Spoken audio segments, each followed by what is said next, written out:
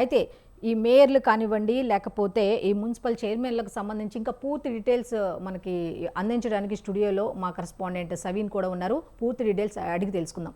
నమస్తే సవీన్. ఇప్పుడు మామూలుగా జనరల్గా అయితే సార్వత్రిక ఎన్నికలకే ఎక్కువ శాతం పెద్ద సీరియస్గా తీసుకోరు. అలాంటిది ఈసారి చైర్మన్లకు సంబంధించింది ఇంత సీరియస్గా తీసుకోవడానికి ఏంటి కారణం? అంటే మున్సిపల్ ఎన్నికలు రాజకీయ పార్టీలు లోకల్గా ప్రతిష్టాత్మకంగా తీసుకున్నాయి. కాంగ్రెస్ పార్టీతో పాటు బీఆర్ఎస్, బీజేపీ ఈ మూడు పార్టీలు ప్రతిష్టాత్మకంగా తీసుకోవడంతో పాటు ఎక్కడికక్కడ రిజల్ట్స్ వచ్చిన తర్వాత క్యాంపు రాజకీయాలు పెట్టడంతో పాటు ఎంపీలు, ఎమ్మెల్యేల ఓట్లు కూడా ఎక్సఫిషియోతో ఉండటంతో ఎవరికి వారు ప్రతిష్టాత్మకంగా తీసుకొని క్యాంపులకు తరలించి ఎన్నికల రోజు ఇంత హడావుడి, ఇంత టెన్షన్ నెలకొనడానికి ఇది ఒక ప్రధాన కారణం. మరోవైపు దాదాపు 36 మున్సిపాలిటీల్లో హంగ్ వచ్చింది. ఈ మున్సిపాలిటీల్లో ఎవరు ఎక్కువ మున్సిపాలిటీలు గెలుచుకుంటే ఆ మున్సిపాలిటీలు వారి ఖాతాలో పడతాయి.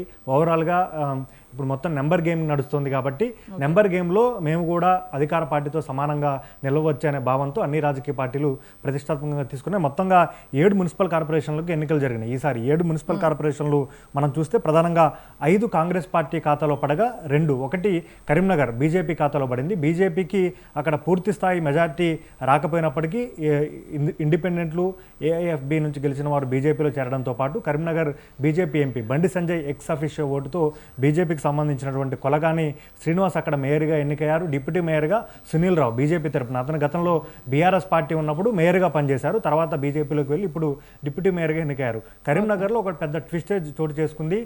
చివరి నిమిషంలో కాంగ్రెస్ పార్టీ మేము కూడా పోటీలో ఉంటామని చెప్పింది. మేయర్ అభ్యర్థిగా ప్రతిపాదించారు. ఎన్నికలు నిలిచింది. బీఆర్ఎస్ సపోర్ట్ తీసుకొని కరీంనగర్లో బీజేపీని ఓడించాలని కాంగ్రెస్ భావించింది. కానీ బీఆర్ఎస్ మాత్రం 9 కార్పొరేటర్లు గెలిచింది. లోకల్ ఎమ్మెల్యేగా ఉన్నటువంటి గంగుల కమలాకర్ ఇతని ఓటు కూడా ఉండడంతో 10 ఓట్లు బీఆర్ఎస్కి వచ్చాయి. కానీ బీఆర్ఎస్ మేము ఎన్నికల్లో పాల్గొనట్లేదని చెప్పి ఎన్నికకు దూరంగా ఉండడంతో బీజేపీకి మేయర్, డిప్యూటీ మేయర్ పీఠాలు 2 బీజేపీకి దక్కాయి. ఇక కొత్తగూడెం అయితే మొదటి నుంచి ఎన్నికలు ముగిసిన తర్వాత, ఫలితాలు వచ్చిన తర్వాత కూడా కొత్తగూడెం అనేది రాష్ట్రంలో హాట్ టాపిక్ అయింది. ఎందుకంటే అక్కడ కొత్తగూడెం నుంచి సిపిఐ ఎమ్మెల్యే కుననేని సాంబశివరావు ఉన్నారు. ఆయన ప్రస్తుతం కాంగ్రెస్ పార్టీకి మిత్రపక్షంగా రాష్ట్రంలో సిపిఐ వ్యవహరిస్తోంది. 2023 అసెంబ్లీ ఎన్నికల్లో సిపిఐ కలిసి పనిచేసింది. 2024 లోక్సభ ఎన్నికల్లో కూడా కాంగ్రెస్ పార్టీతోటి వెళ్ళింది. ఆ తర్వాత కూడా కాంగ్రెస్ పార్టీకి అనుకూలంగా అసెంబ్లీలో కూడా సిపిఐ వ్యవహరిస్తూ వస్తుంది. ఇప్పుడు కొత్తగూడెం ఎన్నికల్లో మొత్తం కొత్తగూడెం, పాలవంచ కలిపి మొత్తం 60 డివిజన్లు ఉంటే కాంగ్రెస్, సిపిఐ కలిసి పోటీ చేయాలని భావిస్తే అక్కడ రెవెన్యూ శాఖ మంత్రి పొంగులేటి శ్రీనివాసరెడ్డి కాంగ్రెస్ పార్టీ తరఫున అభ్యర్థులను నిలిపారు. అక్కడ సిపిఐకి, కాంగ్రెస్ పార్టీకి సమానంగా 21 వార్డులు వచ్చినాయి. సిపిఎంకి 1 వార్డు వచ్చింది, బీజేపీకి 1 వార్డు వచ్చింది. ఇండిపెండెంట్లు 6 గెలిచారు. అదేవిధంగా బీఆర్ఎస్ 7 గెలిచారు. ఇట్లా కొత్తగూడెంలో కూడా హంగ్ ఏర్పడడంతో స్వయంగా సిపిఐ రాష్ట్ర నాయకత్వాన్ని పిలుచుకొని రేవంత్ రెడ్డితో పాటు PCC chief Mahesh Kumar Goud, Congress party ముఖ్య నేతలు చర్చలు జరిపి చెరొక 2.5 ఏళ్ల పాటు అక్కడ మేయర్ పీఠాన్ని పంచుకోవడంతో అక్కడ క్యాంపు రాజకీయాలన్నీ మారిపోయి ఒక్కసారిగా సిపిఐ, కాంగ్రెస్ పార్టీ అవగాహనకు వచ్చాయి. సిపిఐకి చెందినటువంటి 3 గణేష్ అక్కడ మేయర్గా ఎన్నికయ్యారు. సిరిపురపు లత అనే ఆమె కొత్తగూడెం నుంచి డిప్యూటీ మేయర్గా కాంగ్రెస్ పార్టీ తరఫున 2.5 ఏళ్ళు వీళ్ళు ఉంటారు. ఆ తర్వాత మరో 2.5 ఏళ్ళు కాంగ్రెస్ పార్టీ మేయర్గా ఉంటే డిప్యూటీ మేయర్గా సిపిఐ అక్కడ పంచుకోబోతుంది. ఇక నల్గొండకు సంబంధించి బుర్రి వసంత కాంగ్రెస్ పార్టీ మేయర్గా ఎన్నికయ్యారు. ఏమనగా ముందు ఎన్నికల కంటే ముందే మంత్రి కోమటిరెడ్డి వెంకటరెడ్డి అధికారికంగా ప్రకటించారు. ఇక నిజామాబాద్లో ఉమారాణి కాంగ్రెస్ పార్టీ తరఫున మేయర్గా ఎన్నికయ్యారు. అక్కడ సింగిల్ లార్జెస్ట్ పార్టీగా బీజేపీ నిలిచినప్పటికీ కాంగ్రెస్ పార్టీకి సంబంధించి కాంగ్రెస్, ఎంఐఎం, బీఆర్ఎస్ పార్టీ నుంచి గెలిచినటువంటి ఏకైక కార్పొరేటర్ను కూడా కాంగ్రెస్ పార్టీలో చేర్చుకున్నారు. నిజామాబాద్కు సంబంధించి rural MLA ex officio vote, అదేవిధంగా MLC PCC chief Mahesh Kumar Goud ex officio ఓటుతో అక్కడ కాంగ్రెస్ పార్టీ మేయర్ పీఠాన్ని కైవసం చేసుకుంది. డిప్యూటీ మేయర్గా ఎంఐఎంకి సంబంధించిన వ్యక్తి ఎన్నికయ్యారు. రామగుండం మహంకాళి స్వామి అక్కడ క్రిస్టల్ క్లియర్గా అక్కడ మెజార్టీ వచ్చింది కాంగ్రెస్ పార్టీకి. మంచిర్యాల ధరణి మధుకర్ కాంగ్రెస్ పార్టీకి సంపూర్ణ మెజార్టీ వచ్చింది. మహబూబ్ నగర్ మేయర్గా మమతా కాంగ్రెస్ పార్టీ నుంచి ఎన్నికయ్యారు. ఇక మున్సిపాలిటీలకు సంబంధించి రాష్ట్ర వ్యాప్తంగా అనేక ప్రాంతాల్లో 11 మున్సిపాలిటీలకు సంబంధించి ఎన్నిక వాయిదా వేస్తూ ఎన్నికల సంఘం నిర్ణయం తీసుకుంది. అందులో ఖమ్మం జిల్లా, భద్రాద్రి కొత్తగూడెం జిల్లాకు సంబంధించి ఇల్లెందు, అదేవిధంగా సుల్తానాబాద్, ఇబ్రహీంపట్నం, కాగజ్ నగర్, అదేవిధంగా కేతనపల్లి, ఖానాపూర్, జహీరాబాద్, ఇంద్రేశం, డోర్నకల్, జనగామ, తొర్రూరు ఈ 11 మున్సిపాలిటీలకు సంబంధించి కోరం లేక ఎన్నిక వాయిదా వేస్తున్నట్లు ఎన్నికల సంఘం అధికారులు ప్రకటించారు. దీనికి సంబంధించి అఫీషియల్గా మరొకసారి డేట్ అనౌన్స్ చేస్తారు. అదేవిధంగా ఈ మున్సిపల్ ఎన్నికల సందర్భంగా అనేక చోట్ల ముఖ్యంగా జనగామలో కాంగ్రెస్ వర్సెస్ బీఆర్ఎస్ శ్రేణుల మధ్య ఘర్షణ చోటు చేసుకుంది. తొర్రూరులో ఎమ్మెల్యే వర్సెస్ మాజీ మంత్రి ఎర్రబల్లి దయాకర్ రావు వర్గాలుగా విడిపోయి అక్కడ ఘర్షణ చోటు చేసుకుంటే అదనపు బలగాలను రప్పించి ఎన్నికను వాయిదా వేసిన పరిస్థితి కూడా మనకు ఏర్పడింది.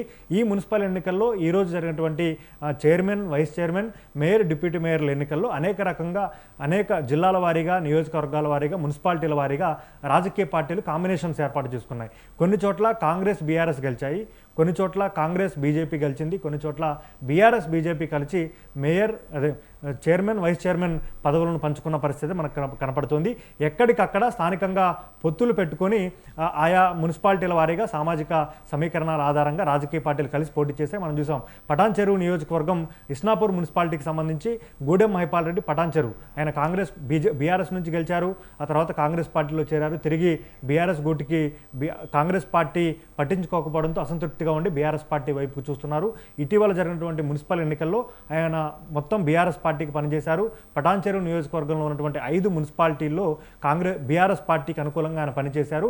ఇస్నాపూర్ మున్సిపాలిటీకి సంబంధించి BJP MP, Medak MP Raghunandan Rao, ఇతను గూడెం మహిపాల్ రెడ్డి ఇద్దరు ఒకే కారులో వచ్చి తమ ఓటు హక్కును, ఎక్స్ అఫీషియో ఓటు హక్కును వినియోగించుకున్న పరిస్థితి అయితే మనకు కనపడింది. ఇట్లా ఓవరాల్గా అనేక మున్సిపాలిటీల్లో కూడా కాంబినేషన్స్ ప్రకారం Congress, BRS, Congress, BJP, BRS, BJP కలిసి అక్కడ మున్సిపాలిటీలను ఫామ్ చేసుకున్న పరిస్థితి ఓవరాల్గా ఈ మున్సిపాలిటీ ఎన్నికల్లో మనకు కనపడింది.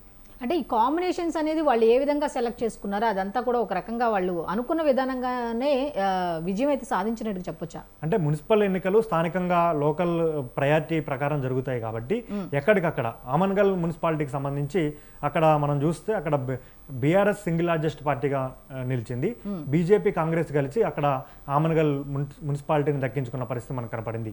ఇట్లా కొన్ని కాంబినేషన్స్ ప్రకారం ఆయా రాజకీయ పార్టీలు మున్సిపాలిటీల వారీగా ఇక్కడ మనకు ప్రధాన ప్రత్యర్థి ఎవరు, ఇక్కడ ఎవరిని ఓడించాలంటే ఎవరికి మద్దతు ఇవ్వాలి, ఎవరిని గెలిపించాలి, ఈ లెక్కల ప్రకారం రాష్ట్ర నాయకత్వాలతో సంబంధం లేకుండానే స్థానికంగా ఏర్పాటు చేసుకున్నటువంటి పొత్తులు అభ్యర్థుల వారీగా ఏ అభ్యర్థికి మద్దతు ఇస్తే బాగుంటుంది అనే అంశాలను బేరీజు వేసుకున్న తర్వాతనే రాజకీయ పార్టీలు పొత్తులు కుదుర్చుకున్నట్లుగా మనకు తెలుస్తుంది. అమర్చింతలో కూడా ఇదే రకమైన కాంబినేషన్ మనకు కనపడింది. అమర్చింతలో కూడా 3 పార్టీలకు, కాంగ్రెస్, బీజేపీ, బీఆర్ఎస్ ఈ 3 పార్టీలకు 3 వార్డులు వచ్చాయి. సిపిఎంకు 1 వార్డు వచ్చింది. కానీ చివరి నిమిషంలో బీఆర్ఎస్ నుంచి కౌన్సిలర్ కాంగ్రెస్ పార్టీలో చేరడంతో ఆమెనే చైర్మన్ అభ్యర్థిగా ప్రకటించి కాంగ్రెస్ పార్టీకి సంబంధించినటువంటి వార్డు సభ్యులు, సిపిఎం వార్డు సభ్యులు, రాష్ట్ర మంత్రి వాకిటి శ్రీహరికి సంబంధించిన ఎక్స్ అఫీషియో ఓటుతోటి అక్కడ మున్సిపాలిటీని ఫామ్ చేసుకున్నారు. ఇది స్థానిక ఎన్నికలు కాబట్టి స్థానికంగా అక్కడ ఉన్నటువంటి పరిస్థితుల ఆధారంగా, పొత్తుల ఆధారంగా ఆయా రాజకీయ పార్టీలు చివరి నిమిషంలో తమ రాజకీయ వ్యూహాలకు పదును పెట్టి ఇట్లా కాంబినేషన్స్ ఏర్పాటు చేసుకుని మున్సిపల్ ఎన్నికల్లో చైర్మన్, వైస్ చైర్మన్ అభ్యర్థులను దక్కించుకున్న పరిస్థితి మనకు ఓవరాల్గా కనపడుతుంది. 11 మున్సిపాలిటీలకు సంబంధించి ఎన్నిక వాయిదా పడింది. ఇక మిగిలిన మున్సిపాలిటీలకు సంబంధించినటువంటి ఎన్నికల ప్రక్రియ అయితే కొనసాగిందని చెప్పుకోవచ్చు. ఓవరాల్గా ఫిగర్ ఏ పార్టీకి ఎన్ని గెలిచింది అనే దానిపైన మరి కొద్దిసేపట్లో స్పష్టత వచ్చే అవకాశం ఉంది. చైర్మన్ పదవులు ఏ పార్టీకి దక్కాయి, మున్సిపల్ చైర్మన్, వైస్ చైర్మన్ పదవులు ఏ పార్టీకి దక్కాయి అనే దానిపైన స్పష్టత వచ్చే అవకాశం కూడా మనకు కనపడుతుంది. ఓకే సవీన్.